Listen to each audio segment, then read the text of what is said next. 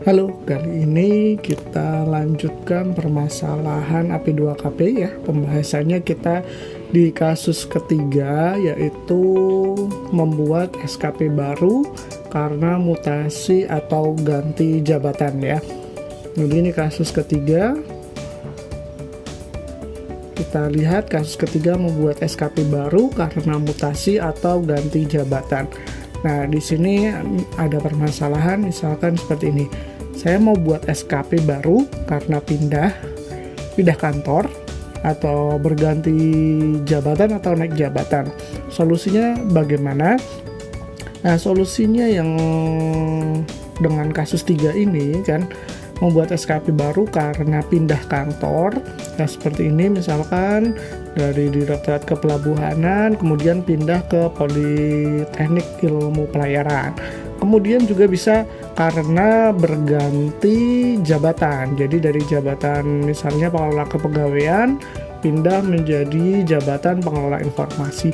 Bisa juga SKP baru untuk kenaikan jabatan. Misalkan dari jabatan basic PKP, PKP PK ya, basic, kemudian naik menjadi petugas junior PKP PK ya. Jadi ini cara membuat SKP barunya bagaimana? Yang pertama ya, kita masuk ke solusi untuk kasus 3, membuat SKP baru karena mutasi atau ganti jabatan. Pertama yaitu wajib selesaikan kewajiban ya, kewajibannya di kantor atau jabatan lamanya sampai mendapat penilaian laporan bulanan. Jadi selesaikan dulu ini sampai dengan laporan bulanan. Nah, untuk atasan langsung atau pejabat penilai, jadi misalkan pejabat yang pindah ya, yang pindah mutasi, itu sebelumnya tahapan pertamanya harus memberikan penilaian kepada para pegawainya. Selain nantinya atasan langsung atau pejabat penilai ini juga mendapat penilaian laporan bulanan dari jabatan lamanya. Nah, kalau 2 ini sudah selesai, lanjut untuk cetak semua laporan penilaian kinerja. Nah, ini dari akun masing-masing pegawai ya, dari atasan langsung maupun para pegawai. Cetak semua laporannya, mulai dari cetak SKP, mapping SKP, sampai dengan cetak DP3. Selanjutnya, tahapan yang kedua dari solusi untuk perubahan SKP atau membuat SKP baru karena mutasi atau ganti jabatan. Yang kedua tahapannya adalah merubah data pegawai sesuai dengan data terbaru. Nah, di sini data terbarunya disesuaikan misalkan karena perubahan jabatan, karena perubahan unit kerja atau eselonnya, atau penempatan barunya di mana. Misalkan kita lihat ya di sini, ini dilakukan oleh admin kantor masing-masing karena mutasi atau rotasi internal. Misalkan rotasi internal kan bisa langsung dilakukan oleh admin ya. Dari form data pegawai nanti disesuaikan di sini di unit kerjanya atau di jabatannya. Kemudian jangan lupa TMT jabatan. Kalau misalkan nama jabatan berubah, maka TMT jabatan berubah. Tapi kalau misalkan golongan, pangkat golongan, yaitu hanya pangkat golongan, tidak merubah TMT jabatan. Ini kalau untuk mutasi rotasi internal. Kalau misalkan antar unit kerja mutasinya ya, mutasi atau misalkan dipindah ke unit kerja lain, maka harus meminta bantuan ke Pustikom. Jadi nanti mengisi form ini, form live chat, jadi alamatnya nanti bisa diakses nih di https://id_live-chat-pustikom. Nanti mengisi form di sini. Silahkan pilih bantuan teknisnya ya, ubah data pegawai AP2KP, diisi nama lengkap, NIP, kemudian unit kerjanya, email dinasnya apa, nomor WhatsApp, dan detail permasalahannya. Misalkan minta diubah karena mutasi ke kantor baru, ke unit baru, dari pusat ke daerah maupun antar daerah, dituliskan di sini. Misalkan permintaan ubah ke kantor baru, kantornya namanya apa, misalkan ke Politeknik tadi, ke Politeknik mana. Jadi ubah data pegawai ke Politeknik ini. Jadi pastikan nanti ubah datanya ini sesuai dengan kewenangannya ya. Kalau dari masih internal bisa oleh akun admin kantor masing-masing, tapi kalau sudah antar unit kerja bisa minta bantuan Pustikomhub lewat live chat ini. Kemudian yang ketiga tahapannya solusi dari membuat SKP baru karena mutasi jabatan.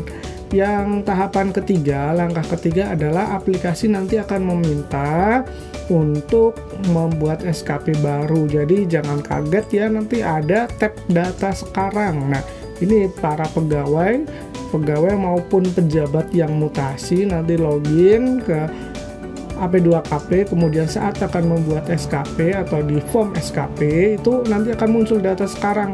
Nah, artinya ini sudah siap untuk membuat SKP baru. Jadi buat SKP baru, di sini muncul data sekarang, ya, data sekarang. Nah, kalau data sebelumnya artinya jabatan lama di kantor lama atau yang lainnya. Jadi sebelumnya ya, yang data sekarang adalah sekarang. Nah, nanti membuat SKP ada menu add action seperti biasa membuat SKP ya. Jadi tahapan ketiga, pegawai membuat SKP barunya. Kemudian yang keempat, solusinya dari kasus membuat SKP baru karena mutasi jabatan. Yang keempat ya, di sini harus buat mapping bulanan. Jadi membuat SKP jangan lupa memapping ya. Mapping bulanannya perlu dicek adalah sejak TMT jabatan barunya. Jadi jangan sampai untuk periode mapping SKP-nya itu masih sama dengan jabatan lama, karena kita di sini aturannya adalah nama bulan saat di jabatan lama diganti ya, pilih bulan kosong. Contohnya ini ya. Jadi saat sudah mapping, ini dari akun pegawai lanjutan dari membuat SKP ya. Setelah memilih uraian-uraian kegiatannya setahunan, maka ada status mapping belum di mapping. Kemudian klik tombol mappingnya di sini. Nah, setelah tombol oranye mapping ini muncul, maka di sini nih input form mappingnya. Nah, ada pilihan yang misalkan Januari itu kan sudah direalisasikan ya di jabatan lamanya, maka pilihnya ada bulan kosong. Di sini bulan kosong di atas Januari ya, pilih bulan kosong di atas Januari. Kemudian kalau dilihat setelahnya seperti ini, bulan 000000 baru muncul di bulan Julinya. Jadi bulan Juli sampai dengan Desember ini muncul. Kemudian jangan lupa yang akan di mapping, artinya TMT per Juli itu diisi di sini. Jadi misalkan baru pelantikan kemarin, misalkan pelantikan kemarin di akhir bulan, maka bulan Juni misalkan pelantikan di bulan Juli ya, Juli, maka nanti diganti sini Agustus. Julinya diselesaikan di jabatan lama karena tanggung ya, diselesaikannya di jabatan lama dulu. Kemudian kalau misalkan ini Juli seperti ini, berarti pindahnya atau SK pindahnya atau pelantikannya itu bisa di awal Juli, misalkan tanggal 1 sampai dengan tanggal 6 atau bulan sebelumnya Mei. Nah, itu jadi kalau misalkan masih di tanggal 1 sampai dengan 6 itu boleh langsung dibuat untuk SKP barunya, mappingnya mulai dari bulan berjalannya. Tapi kalau misalkan sudah lewat di tanggal 10, disarankan nanti mapping bulan berikutnya untuk SKP barunya ya. Jadi nanti di sini diisi yang ada nama bulannya, kuantitasnya, waktunya.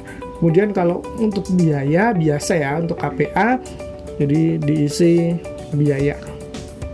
Selanjutnya sini kita lihat, kalau sudah klik tombol save change seperti biasa, mapping biasa, dan jangan dilihat lagi ya.